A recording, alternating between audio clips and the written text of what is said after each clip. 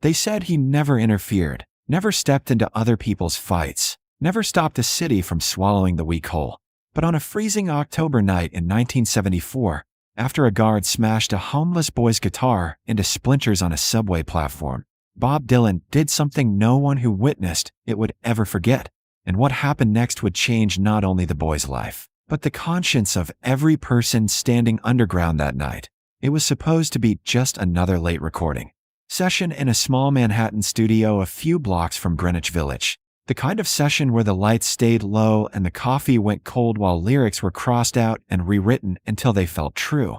Where session musicians waited patiently for Dylan to nod in approval before rolling tape again. Where harmonicas rested beside ashtrays and the air smelled faintly of dust and vinyl. But something was off. Something in the rhythm felt mechanical, hollow, like the music had technique, but no heartbeat. And Dylan, hunched over a notebook filled with half-finished lines, tapped his pencil against the page as if trying to knock loose a phrase that refused to land. The clock on the studio wall blinked 11:38 p.m., and outside, New York moved with its usual restless pulse. Taxis hissing past wet pavement, steam curling up from sewer grates like ghosts rising into the night. And without warning, Dylan stood, pushed his chair back, and set his harmonica down mid-phrase. The musicians, glancing at one another in confusion because he rarely walked away in the middle of a take. But he didn't explain himself, didn't apologize, just muttered that he needed air and stepped into the October cold with his coat collar turned high and his hat pulled low, becoming just another shadow on the sidewalk of a city that had long ago learned not to stare too closely at strangers. He walked without direction, boots striking pavement in a slow, thoughtful rhythm, past closed storefronts and flickering streetlights, past couples arguing softly and cab drivers shouting at one another, past the late-night poets and lost souls who made Manhattan feel alive even after midnight. And for a moment, he wondered when the music had started feeling like work instead of truth, when the applause had grown louder than the stories he once wanted to tell, when the industry had become so polished that the cracks, the human cracks, were edited out. And maybe that was why the sound stopped him. Why? Halfway down the block near the entrance to West 4th Street Station, he froze mid-step as a familiar melody drifted upward through the metal subway grates. Thin and trembling but unmistakable, the opening chords of Blowin' in the Wind. Not from a record player, not from a bar jukebox, but live, raw, acoustic, played with uneven tempo and a voice that strained against the high notes, but refused to give up. Dylan moved closer to the stairwell, listening as the chorus echoed faintly against tile and concrete below, and something about the delivery, the urgency, the fragility, tugged at him in a way no perfectly engineered studio mix ever could. So he descended slowly into the fluorescent hum of the underground, where the platform was nearly empty except for a handful of late commuters clutching newspapers and briefcases, and at the far end, seated against a tiled wall beneath a flickering light, was a boy who couldn't have been more than 13, his jacket oversized and threadbare, his jeans frayed at the cuffs, sneakers worn thin at the soles, hair unwashed, and falling into eyes too tired for someone so young. And in his hands was a battered acoustic guitar held together by tape along the body seam, its finish scraped and dulled by years of hard use, yet somehow still capable of producing a sound that cut through the metallic echo of arriving trains. The boy's guitar case lay open in front of him with a scattering of coins, barely more than $1, and he sang not like someone hoping to be discovered, but like someone trying to survive. Until morning, his voice cracking on certain lines, but never breaking completely.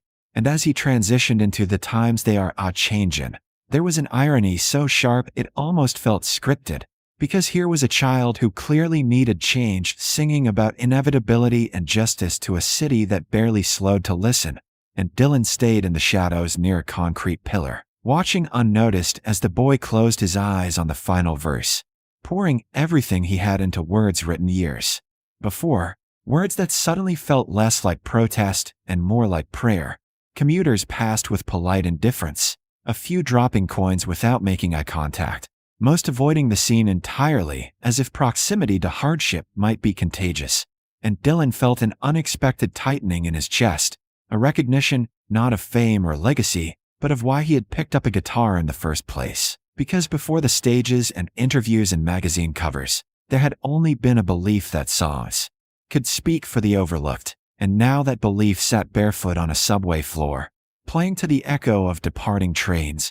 And for several minutes nothing existed except the boy's trembling voice and the steady rhythm of worn strings against calloused fingers, until the atmosphere shifted, until heavy footsteps approached from the stairwell above, echoing with authority, and a uniformed transit guard emerged into view with a posture already stiff with irritation, scanning the platform as though searching for a problem to correct, and Dylan, still silent, sensed the fragile balance of the moment tipping towards something darker, because he recognized that look, the look of someone who valued rules over people.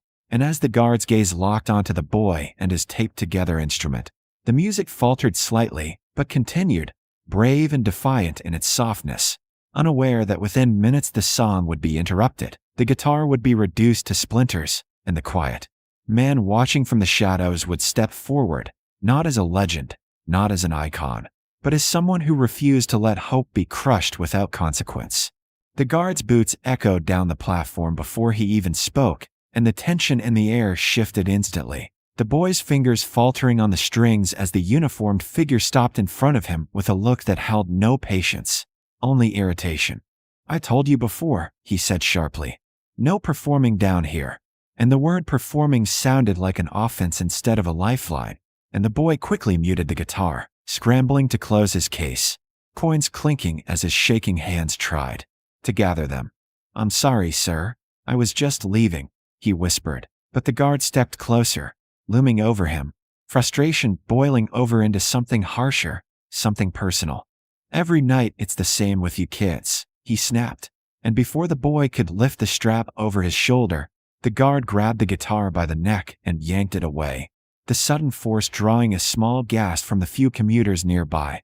"Please," the boy cried, rising halfway to his feet. "That's all I have." But pride had already taken hold of the man in uniform, and in one violent motion he raised the battered instrument high and slammed it against a concrete pillar, the crack reverberating through the station like a gunshot, as it splintered outward and strings snapped in sharp metallic bursts, the hollow body collapsing into jagged pieces that scattered across the dirty floor. The boy dropped to his knees immediately, hands trembling as he tried to gather the fragments, tears streaking down his face while he clutched the broken neck to his chest, as if it were something alive, something he could still save. And for a few heady seconds no one moved, the crowd frozen in that familiar paralysis where witnesses become statues. Then Bob Dylan stepped out of the shadows, crossing the platform with controlled, deliberate strides, his voice low but cutting when he reached the guard's side. "You feel big now?" he asked, and the guard turned, ready with another sharp reply until recognition flickered across his face as Dylan removed his hat beneath the harsh fluorescent lights. "This doesn't concern you," the guard muttered, but his certainty had cracked, and Dylan glanced down at the boy on the ground before answering. "It concerns me when a man smashes a kid's only possession," his tone steady, not loud, which somehow made it land harder. "He's breaking the rules," the guard insisted weakly, glancing at the small crowd that had begun whispering, but Dylan shook his head slightly, eyes fixed and unblinking. "There's a difference between enforcing rules and breaking spirits," he said, then crouched beside the boy, his voice softening. "What's your name?" And through tears came the answer, barely audible. "Eli." And as the boy held up the taped seam of what used to be his guitar and whispered that he'd found it in the trash and fixed it himself, the weight of what had just been destroyed settled over the platform like dust after an explosion, because it wasn't just with lying in pieces, it was effort, pride, survival, and now every eye watched to see what Dylan would do next. For a long moment, no one spoke, the only sound the distant rumble of an approaching train and the quiet, uneven breathing of the boy kneeling on the cold concrete, clutching the broken neck of his guitar as if he could will it back together. And then Bob Dylan crouched beside him without hesitation, ignoring the stares, the whispers, the guard shifting uncomfortably a few feet away. "Eli," he said gently, steady enough to cut through the boy's shock. "Look at me." And when the boy finally lifted tear-filled eyes, Dylan didn't offer pity, he offered certainty. "We're going to fix this." And those 4 words carried more weight than any apology floating uselessly in the air. Dylan carefully gathered the shattered pieces from Eli's trembling hands, examining the splintered wood and snapped strings with the quiet focus of someone who understood exactly what a guitar could mean when it was the only thing in your life that listened back. And he stood slowly, turning toward the guard, who now looked smaller somehow, diminished not by fame but by the simple realization of what he had done in front of witnesses. "You owe him an apology," Dylan said, not loudly, not theatrically, just plainly, and the firmness in his tone left no room for argument. And after a tense pause, the guard swallowed and muttered a strained, awkward, "I'm sorry," directed more at the floor than at the child. But Dylan didn't press further because the point had already landed, the crowd's silence louder than condemnation. Instead, he placed a hand lightly on Eli's shoulder and nodded toward the stairs. "Come on," he said, helping the boy to his feet, and together they walked out of the station, past the lingering commuters, past the broken moment left behind on the platform, up into the cold Manhattan air where the city lights shimmered against the dark sky. A few blocks away, Dylan found an open diner and slid into a booth with Eli, ordering 2 hot meals without asking what the boy preferred, because hunger didn't require customization. And while steam rose from plates and warmth slowly returned to Eli's shaking hands, Dylan asked quiet questions: where he slept, how long he'd been on his own, who had taught him those chords, listening more than speaking, absorbing the story of a kid who had learned music from library books and secondhand records, who had patched together a discarded guitar because silence felt worse than hunger. After they ate, Dylan stepped outside to a payphone and made a call to a friend who owned a small music shop in the village, convincing him to open the doors just once more that night. And when they arrived, Eli hesitated at the threshold, staring wide-eyed at rows of polished instruments hanging beneath warm yellow lights, guitars untouched by damage, unscarred by concrete pillars, and Dylan gestured simply, "Pick one," and the disbelief on the boy's face was almost painful. "Anyone?" Eli asked softly, and Dylan nodded. "Anyone." And after careful steps between stands and amplifiers, Eli chose a modest mahogany acoustic. Not the most expensive, not the flashiest, but solid, warm, real, and Dylan paid in cash without ceremony, without announcement, as though this were the most ordinary transaction in the world. But he didn't stop there, because outside the shop he handed Eli a folded slip of paper with a number written on it, connecting him to a youth shelter and a social worker Dylan trusted, ensuring the boy would have a bed that night and lessons arranged in the weeks ahead. Something stable to anchor the fragile spark that almost got crushed underground. Before they parted, Dylan took the new guitar gently and handed it back to Eli with deliberate care, as though presenting something sacred. "Don't let anybody tell you your voice is a problem," he said quietly, and Eli nodded, gripping the instrument close, understanding that this wasn't just about replacement wood and strings, but about being seen.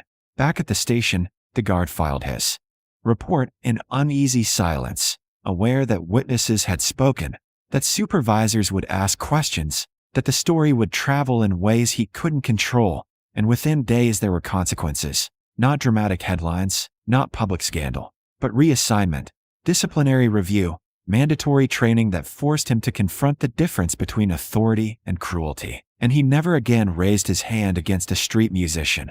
As for Eli, he never became famous, never chased stages or spotlights, but he kept playing, first in shelters, then in community centers, eventually teaching other kids how to form their first chords, how to press fingertips against steel strings, even when life pressed harder against them. And years later on the wall of that classroom hung the cracked neck of a taped-together guitar, salvaged from the night it shattered, a reminder that hope can break, but it can also be rebuilt stronger. And Bob Dylan never mentioned the incident in interviews, never wove it into legend or lyric. But those who were there swore that the next time he performed "Blowin' in the Wind" live, he sang it softer, slower, like he had been reminded that the answer isn't drifting somewhere out of reach. Sometimes it's standing right in front of you, waiting to see whether you'll step out of the shadows and do something about it.